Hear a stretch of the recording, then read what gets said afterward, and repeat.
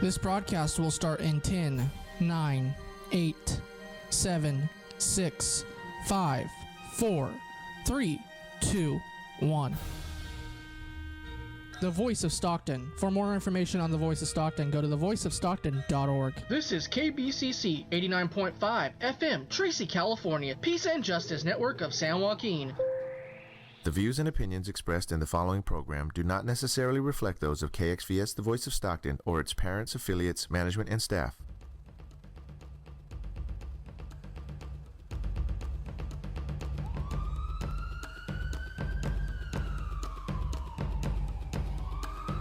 You are listening to Ready4Rescue on The Voice of San Joaquin. My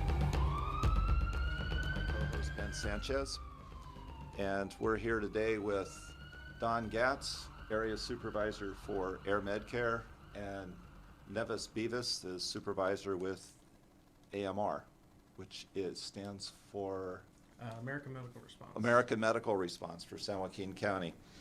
And you can follow Ready4Rescue on Facebook, Twitter, Instagram, and Ready4Rescue.com, as well as Ready4Rescue on YouTube.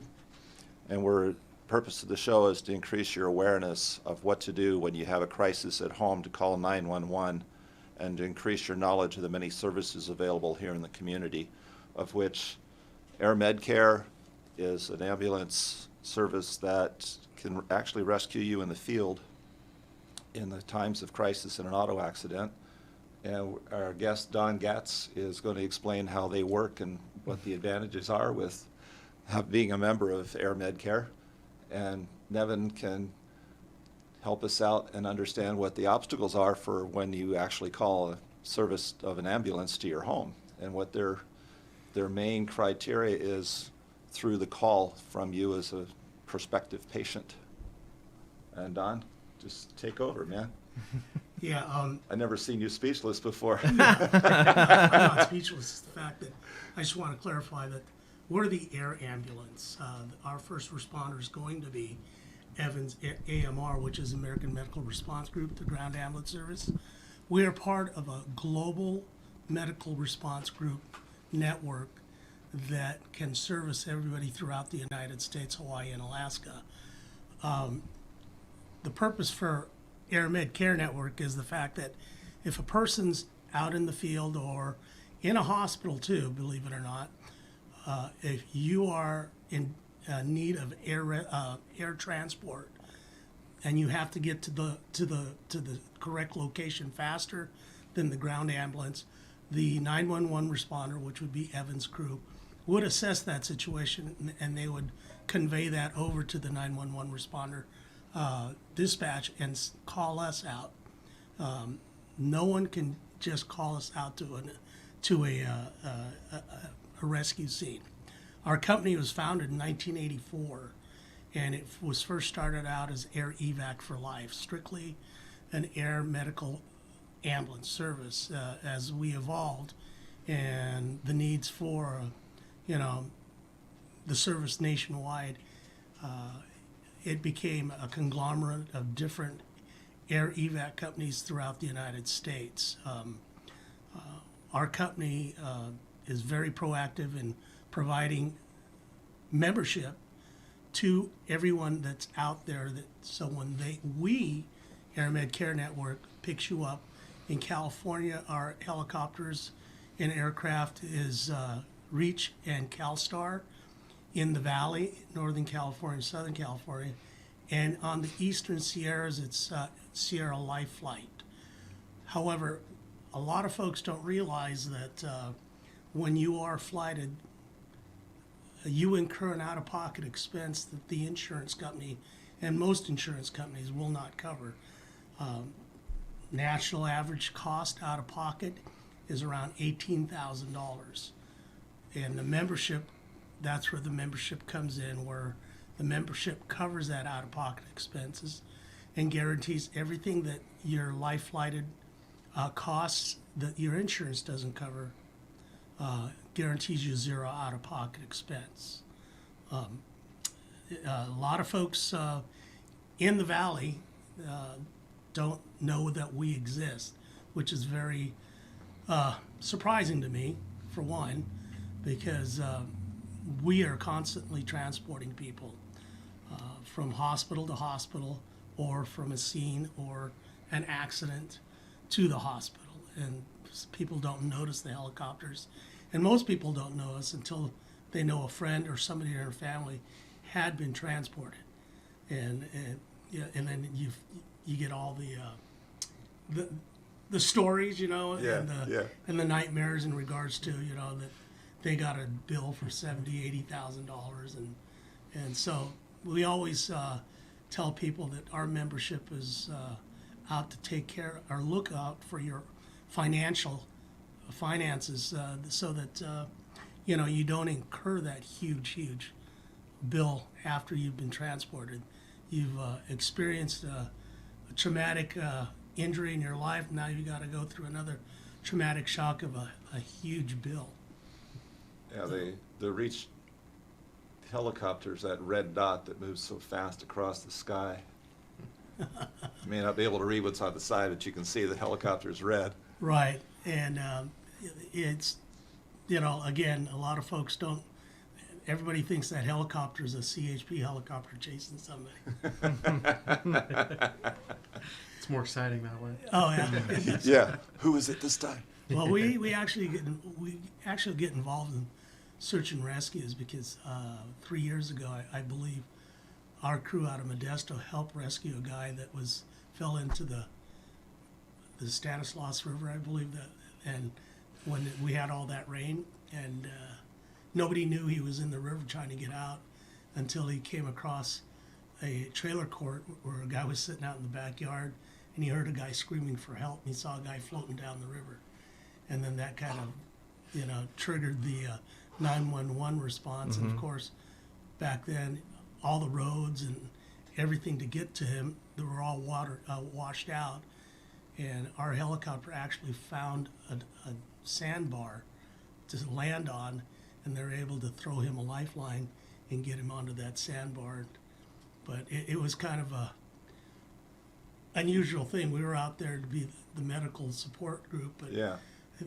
Everybody got stopped because of the water, CHP, fire, everyone. So even Stan County Sheriff's Department was getting stopped, and they know that area really well. So. Yeah.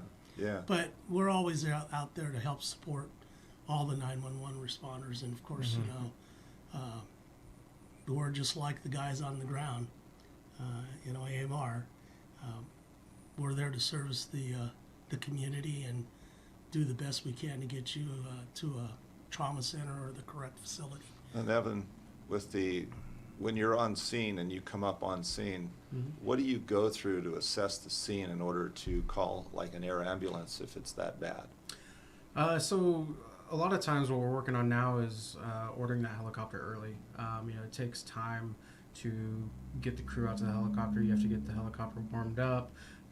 They have to go through a pre-flight process, all the safety checks.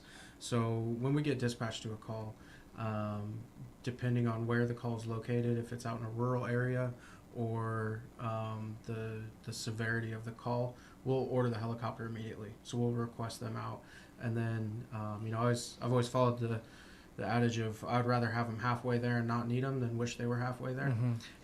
So we order them early, get them started.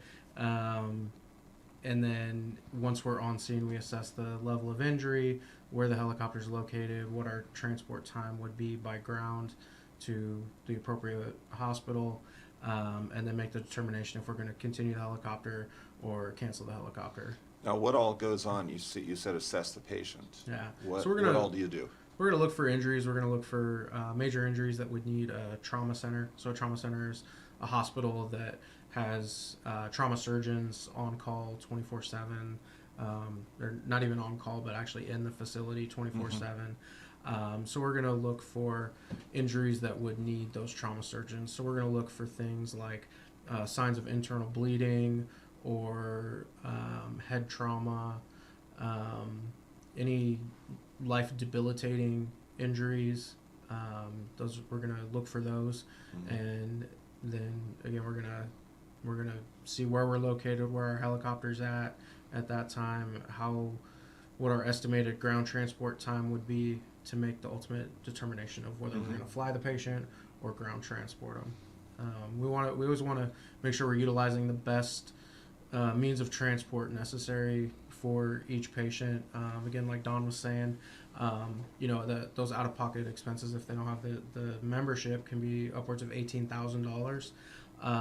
So we want to make sure that that's what they need, that's what the community member needs before we incur that on them. So I forgot to say at the opening, this is National Nurses Week too. it is, yes. So a shout out to the nurses there. Yes. Don, can you help people understand what the personnel are like and how special they really are in the medical flight? Our crews are they're very special. Anybody in the medical field is very special. However, the ones that respond to emergencies, the ground crews and the air crews, they have a special, how would you say, calmness about them, yet they're excited in regards to the situation because they're very, they're very, they want to find out right away what's going on with They're the focused. person. Right. All our helicopters are equipped with a pilot, a paramedic, and a clinical nurse on board. Our clinical nurse, they're all highly qualified. In their off time, most of our clinical nurses are working in the hospitals, either in the hospital or in the emergency rooms. So they keep honed up on their skills, and they're constantly, doing continuing education too.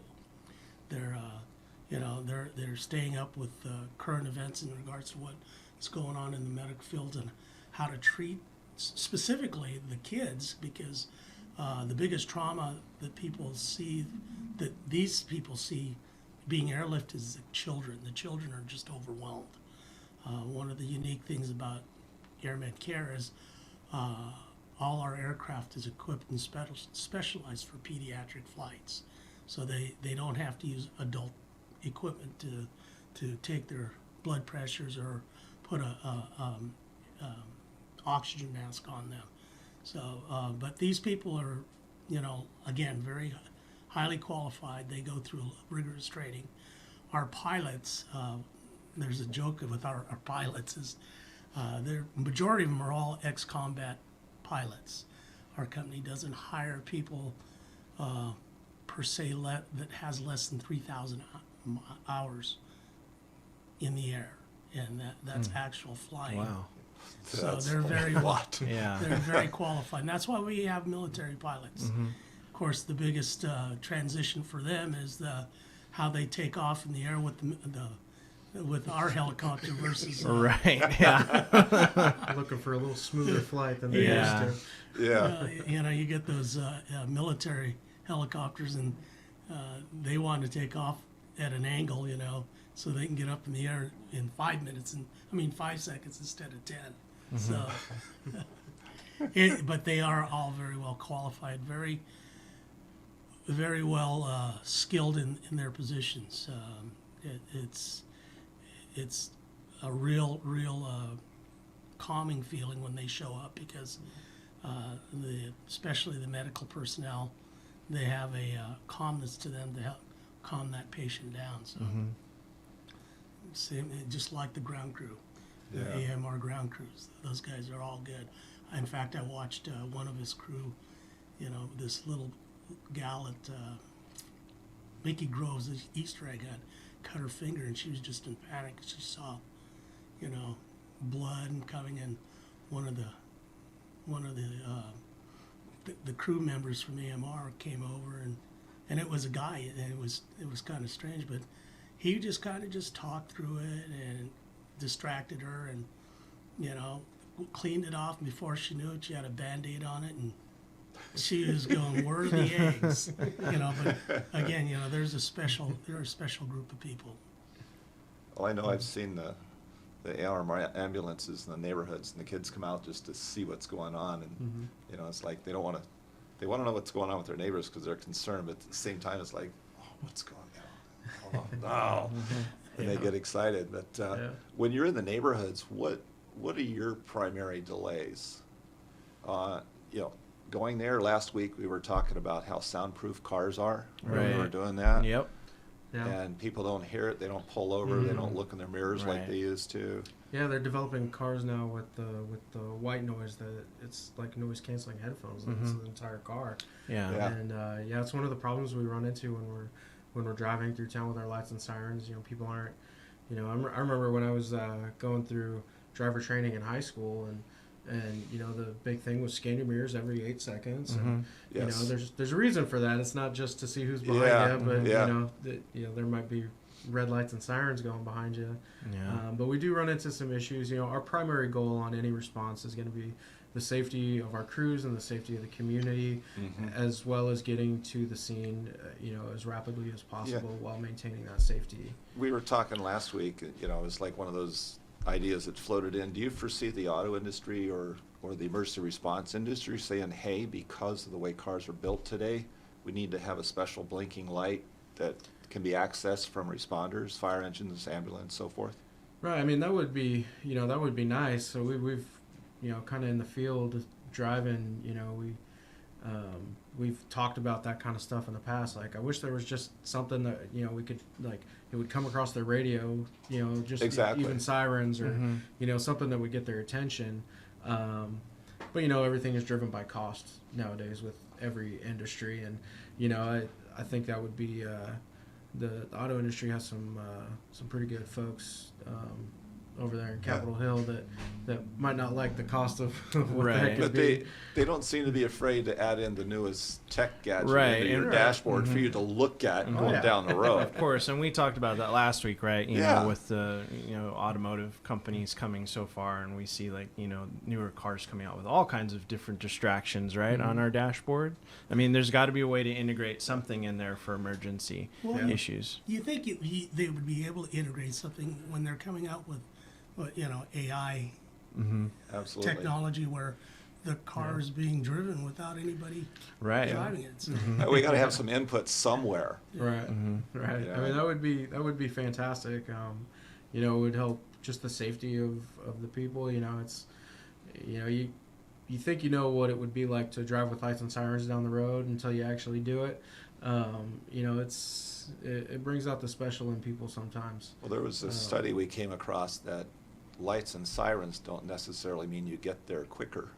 Right. It's sometimes quicker with no lights and sirens and go with the flow of the traffic instead of everybody being paralyzed or trying to be paralyzed from the sirens going on. Yeah, we've had those talks locally with our regulatory agency of, is it something to look at that we can get to these calls in the same amount of time without putting people in danger using the red lights and sirens. And it's something that is in the talks.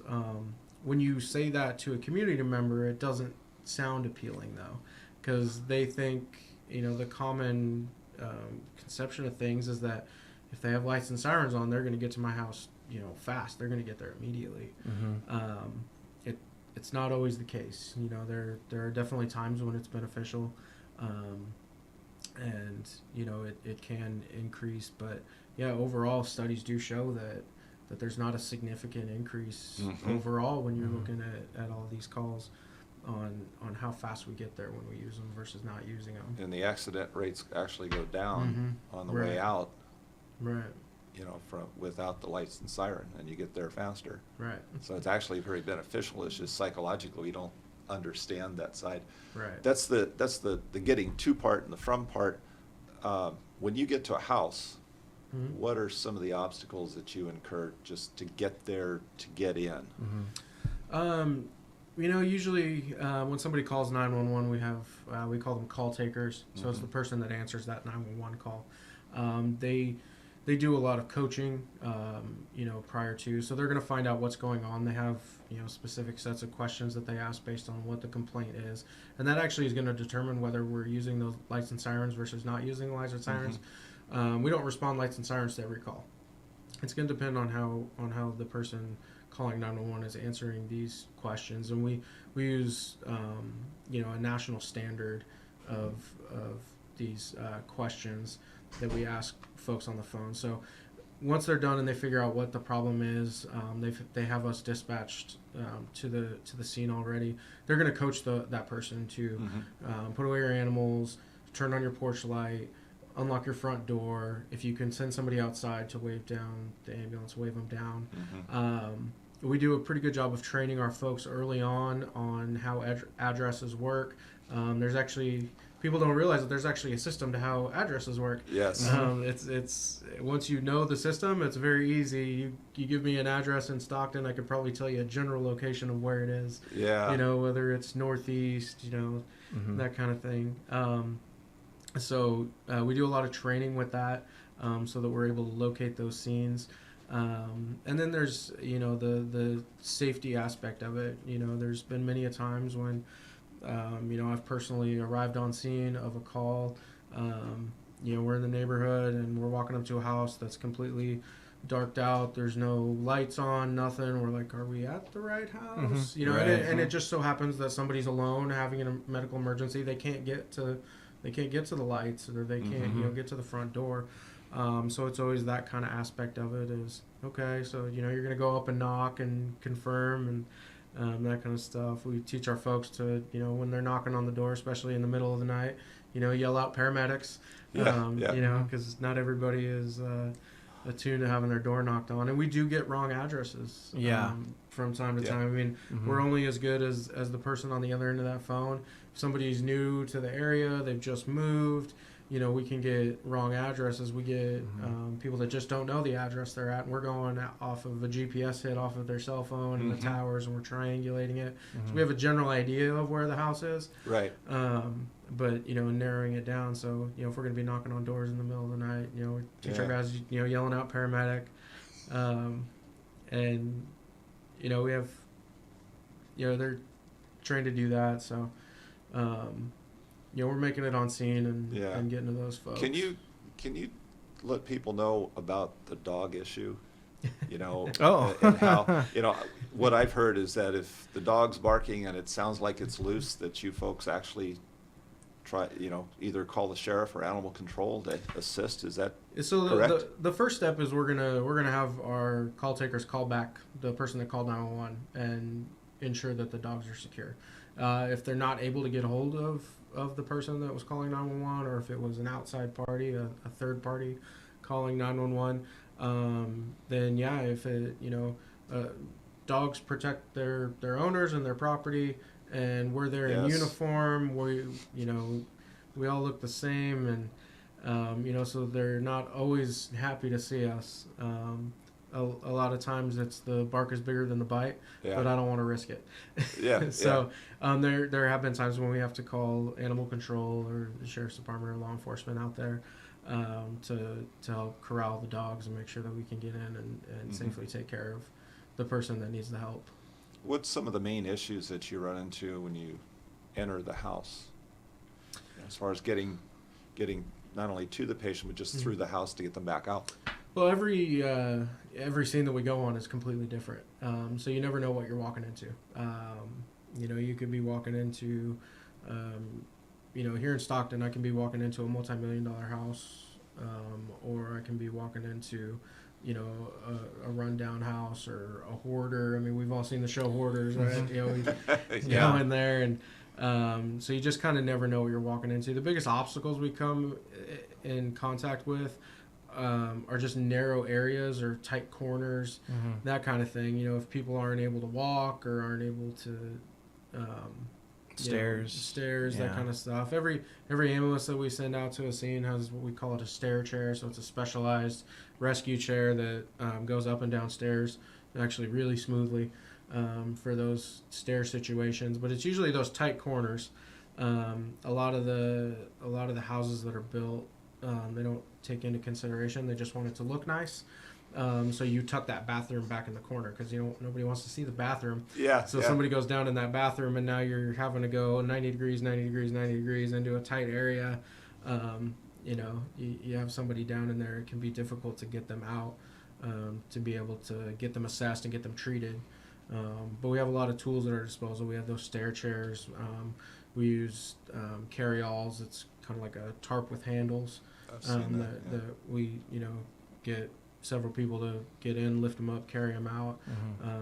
We have our Gurneys, which are designed to be pretty narrow. And they have some collapsible spots on them that, helps us maneuver them. But I would say just, those tight quarters would be the biggest obstacle that we usually run into when we're responding to a scene. I was talking to one of your paramedics out in the field, and they were saying that they've got these new heavier duty gurneys now that can handle more weight, so they don't have to wait for a heavier duty gurney to come in. Yeah, so our gurneys. Is that throughout the county, or is? Yeah, so every one of our ambulances is equipped with a power gurney. So it operates with the push of a button. It goes up and down just by the push of a button, and it's rated for 700 pounds. Oh wow! So it doesn't. We try not to use it for that because it's more of a width issue when you get to that large. Right. But it's rated for that. We, in a pinch, we can get somebody moved. Up to that. Now, you're talking about the weight issue, and Don, you've got that with the flight as well. Is that true? Correct. Up to? Yeah, correct. Yeah, up to around 300 pounds. Anybody that's, nearing that weight, it's difficult to get them into the helicopter. Of course, they're also considering the fact that the helicopters all have a weight limit, and that's total weight. You got to consider the equipment, the fuel, and then the total weight of the crew, and then you add another 300 pounds. The weight capacities are really high. I haven't seen us actually transport a 300-pound person yet, but I guess they've done that. Being a national company as we are, I'm sure we've done that before. Yeah. But hopefully something will be generated soon. Well, actually, on that, exciting news is that Reach Helicopter has a station here in Stockton at the airport. That they have a rescue helicopter out of, and within the next couple of weeks they're getting delivery of a brand new helicopter that has no more weight limit on it. It's really much larger, more powerful. Wow! I was just talking to the pilot this week, actually. Cool. One of the pilots, and they're pretty excited to get it. They're going through all their pilot training and getting familiarized, and they're looking to take delivery of that within the next couple of weeks. So that's good news for all us big guys like me here in San Joaquin County. That I don't think you tilted that much. they're gonna be able to take me now. Does the new helicopter that's coming in can it land in fog? So it's still a VFR, which is visual flight, right. Okay. Which means they can't fly with instruments only. So they still have to be able to see. So there's still a limit on low clouds, fog, heavy rain. They're still going to be limited with those weather instances. One of the good things is the air medical side and AMR have recently kind of merged together under one umbrella company. It's called GMR. It's Global Medical Response. So with that kind of merger that we've been doing, we've been integrating a lot with our local reach teams. So we are doing a lot of stuff now. So they do a lot of interfacility transfer type stuff. So they go from one hospital to a specialty hospital. Okay. So Gotcha. there's a lot of really, really good specialty hospitals that are somewhat local to us, whether it be out in the Bay Area, up in the Sacramento area. There's some really good children's hospitals, Merced and out in Oakland, that if folks need those specialty hospitals, they get sent to those areas. One of the things that Reach does a lot in this area is those types of calls. So that person needs to get there a lot faster. They're able to fly them. But then we run into those instances where, the weather can't fly due to weather, or the helicopter can't fly due to weather. Right. So in those instances, we're actually able to pick up the helicopter crew because they are very specialized. They have a farther advanced skill set than we do on the ground ambulances. So we're able to pick up that helicopter crew, take them to the hospital, and ground transport, which is going to be slower, but they're still getting that specialty care the patient's still getting that specialty care that they need to get to that specialty center that they need. So in the instance of whether helicopter unable to fly, we go to the airport, or we meet the crew at the hospital and drive them to those areas. So it's actually a really good for the community here locally of that, something that we haven't been able to do in the past. That way the knowledge base is always available. Right. It just popped into my head here. Do you do any kind of telemedicine while you're in flight or on an AMR call? So Reach does. They will be in contact with usually the receiving doctor, who's usually a specialist, to get specific orders for those patients. So they're, I've seen them. They carry iPads and they've done video. I've seen that happen with our Reach crews. On the ambulance side, we don't do a lot. We have very kind of limited stuff that we would need to call for. We have, it's a standing scope of practice, which is the skills that we're allowed to do. It's all written out by our regulatory agency of what we can and can't do. And then there's a few things that are specialty procedures that are carved out that they want us to speak to a physician first before we're doing it. But we do have that ability. If I arrive on scene of a call and I just don't know what's going on, I have the ability to call the doctor, talk to the doctor, say, hey, here's what I'm seeing, here's what all the vital signs show, what do you think? And get their input and their opinion on what I can do, if they need to go to a specialty hospital, that kind of stuff. So we do have that ability there. And by doctor, to let people know that you're referring to the hospital doctor, not their primary care physician. Correct. It's going to be the hospital doctor. So we have what's called a base hospital, and that's it's San Joaquin General Hospital. They're the hospital that their physicians their emergency room physicians are specifically trained in our ambulance protocols, which is what we're allowed to do and not do, and then they're the ones that are making that decision. Do we have certified trauma centers here locally? We do. San Joaquin General is our trauma center. At what level is it? They are level 3. Level 3. They're working trying to work up to level 2. So. And how's that coming? From what I understand, it's going well. The only difference is some finite specialties that they would need. So, they need things like an eye specialist that is there 24/7. I'm not sure the exact parameters on that, but those are kind of what the holdups are on whether or not they're a level 2, level 3 kind of thing. So it's like, it doesn't seem like a lot, but actually it's a big hurdle in a way.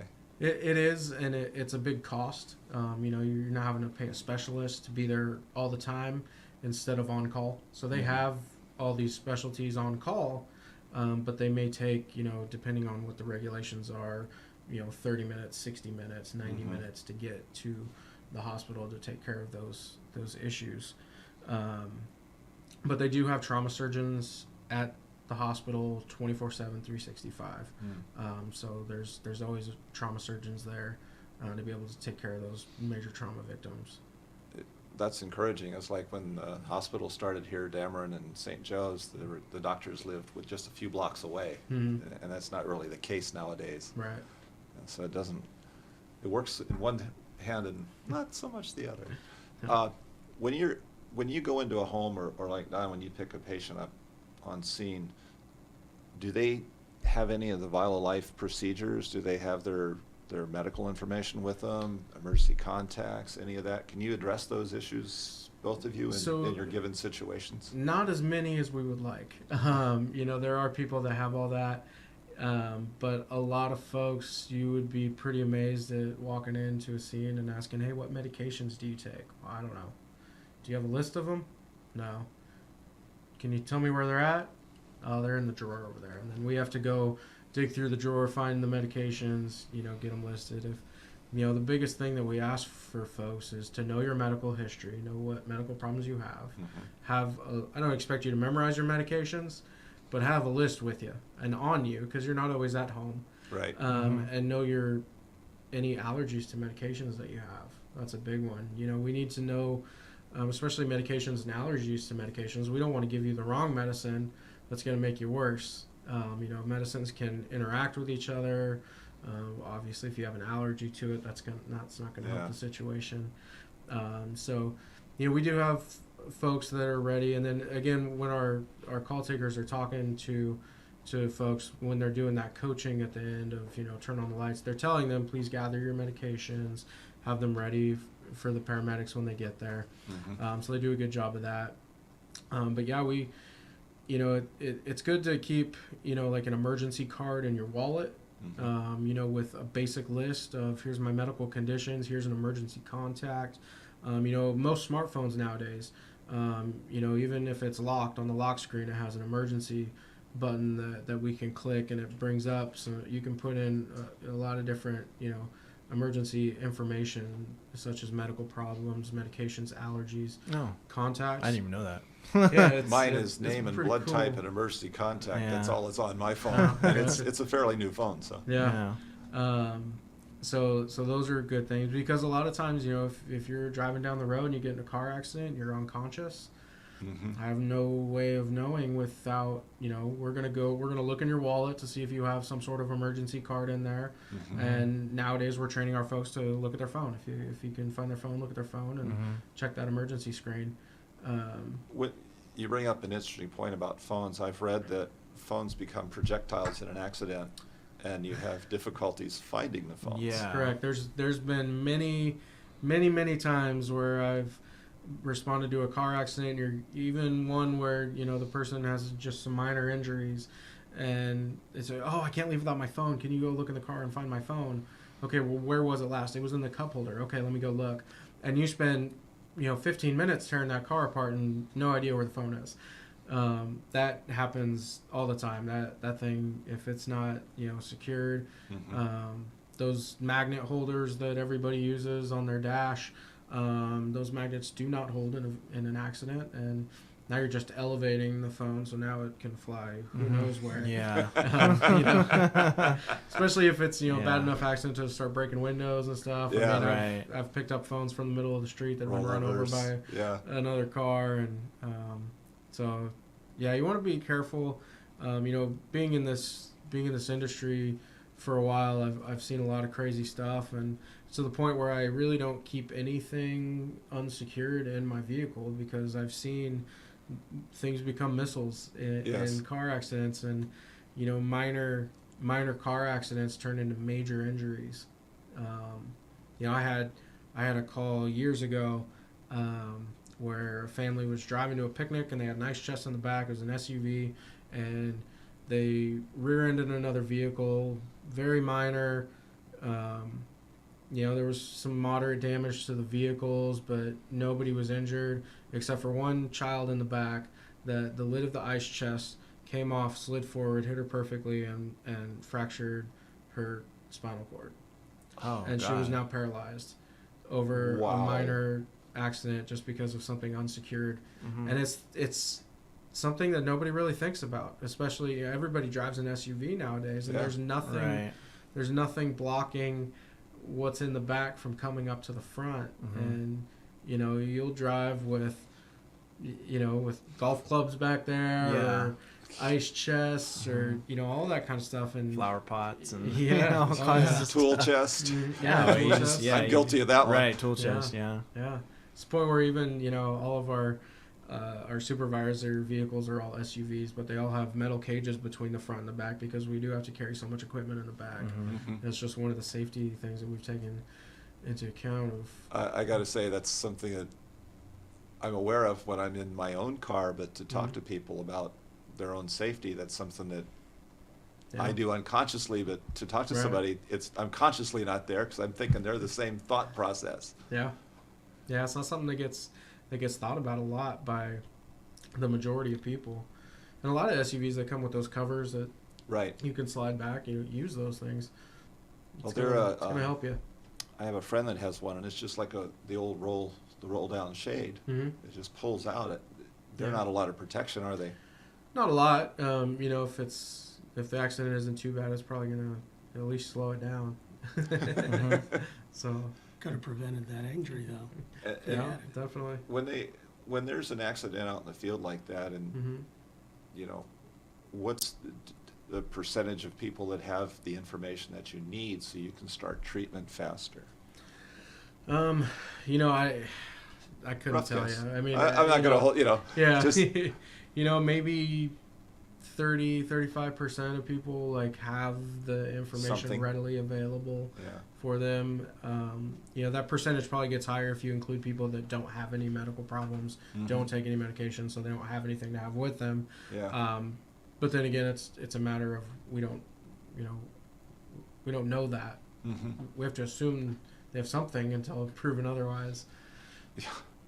Can you do us a favor, and I talked to you previous to this, is that can you let people know about what the requirements are when you go into a home, like for DNR, medical power of attorney, and so forth, what you look for and where it should be?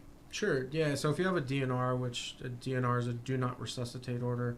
So basically it's somebody that is near the end of life and they've decided that should their heart stop, that they don't want anybody to try and restart it. So they don't want CPR done. They don't want us to give them medications. So, you know, again, it's usually for folks that are near end of life type scenarios. So those DNRs, there's some specific things that we have to look for in order for it to be valid. So it has to have the patient's name on it. It has to say who it's for. It has to have specific orders on it. So it has to say do not resuscitate, or there's some options that just limit what we're going to do for them. So there's comfort care only. So we would medicate to relieve pain, that kind of thing. And then it has to have a doctor's name and signature on it, and it has to be dated. And that has to be present with the patient should that need arise. So usually when a DNR is being filled out by the physician, and usually family is involved or caretakers are involved, that information is given to them. But occasionally, you know, the caretaker might not be the one that's there at that time. So it's usually a bright pink piece of paper. That's the standard that we use in California. Is it the pulse form? It is a pulse form, yes. So that piece of paper needs to be with that patient. So, you know, if you're taking a loved one out for an outing and they have a DNR, make sure that goes with them, because we need that in order to follow their wishes. Does that have to be the original? Can it be copies? It can be copies, Okay. as long as all of the proper information is on there. We also run into situations where we respond out to a scene where they don't have the form. So, you know, in that type of scenario, we're going to start basic life support, which means we're going to start CPR and we're going to start breathing for the patient. And then we're going to contact that doctor that we talked about earlier. And we're going to say, hey, as long as family's wishes are that. If family's saying, hey, they have a DNR, they didn't want this done, we're going to respect that. We're going to call the physician and we're going to say, hey, and, you know, for the most part that's respected, and we stop our efforts after consulting with the physician and consulting with family on scene. But it's a lot easier. We don't have to go through that whole process if they keep that DNR form with them. So no matter where you go, Yes. so if you're transporting your family member that has a DNR, make sure it's with you, Yes, and it goes with them wherever they go. correct. So if you have to leave them at the doctor's appointment, or you take them to a rehab center where they're doing the rehab, they've got to have that with them. Is that Yes. correct? Yes. Okay. So, it gets complicated towards the end there. It does a little bit, yeah. Have all the paperwork. Yeah. What's the one thing, we'll do this separately, in that how would you phrase the absolute best thing to do as far as protecting yourself with your right information so that you can get treatment faster on scene? You know, I would say just keeping either an emergency card in your wallet is going to be the easiest one. We're gonna look in your wallet. If you're unconscious, we're gonna look to identify you, and we're gonna look for that emergency card.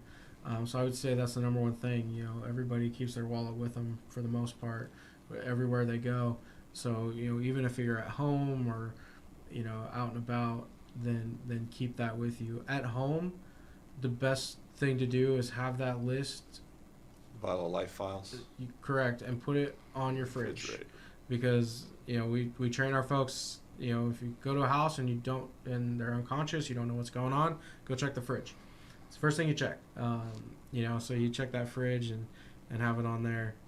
That's super helpful. So one copy in your wallet, one copy on your fridge, and you should be set. The EMT is not looking for a snack. He's looking for your information. He's looking for the info, yeah. Hopefully he's not looking for a snack. It may have been a long day. They went to my refrigerator and looked all over for it. They don't need to check to see what I got in the house. I've heard that, It's like, no, they need your information. They might have chicken nuggets in there. We don't know. Yeah. It's a great thing you mentioned that you're looking in the wallet. We have come up with a card now. It's a basic vital information card.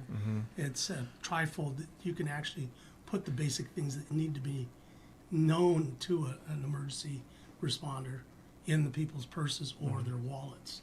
So and it's kind of a neat I don't know who came up with the idea, but I think it's a great idea, especially after talking to you and letting me know what the purpose of Ready for Life or Ready for Rescue is all about.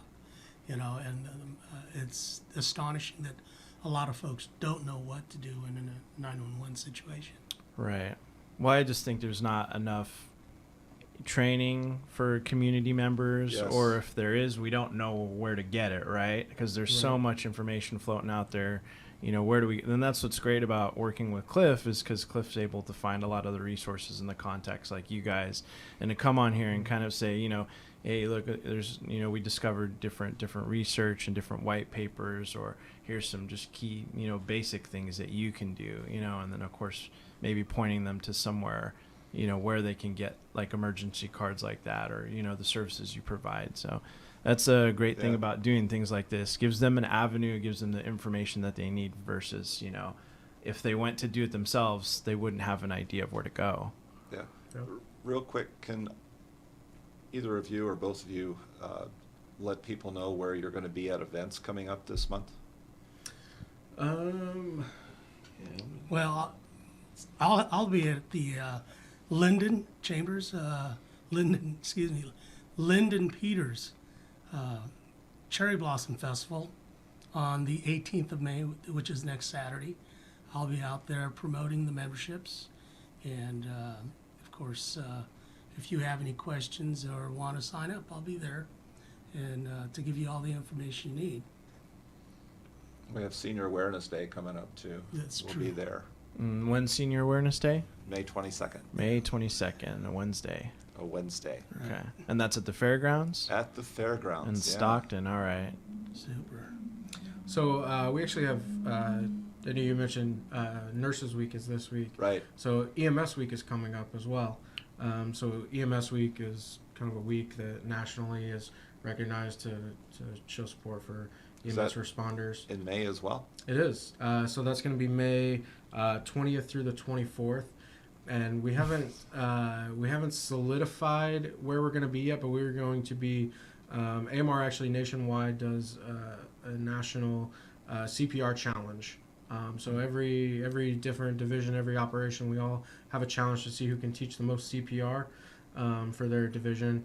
Last year we reached over 2,500 people here locally with CPR training. So that entire week we will be all throughout the community. Again, I don't have solidified our exact locations yet. We're working with a bunch of different folks, but we do a lot of stuff with schools. We go to a lot of different schools and teach the kids hands-only CPR.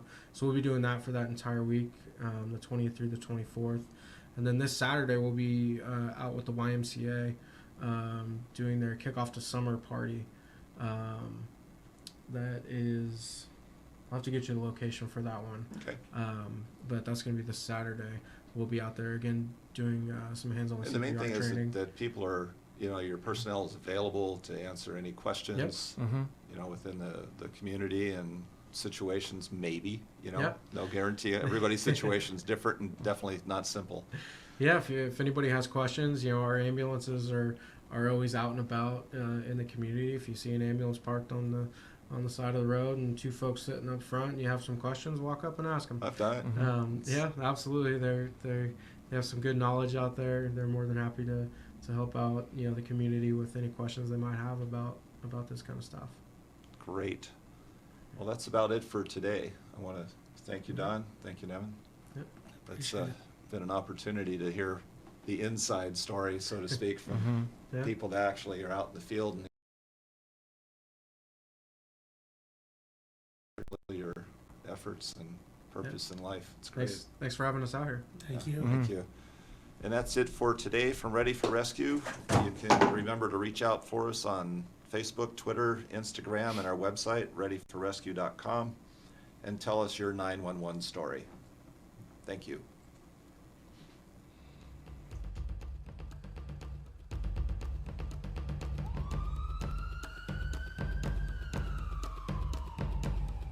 Thanks for listening to Ready4Rescue on the Voice of San Joaquin.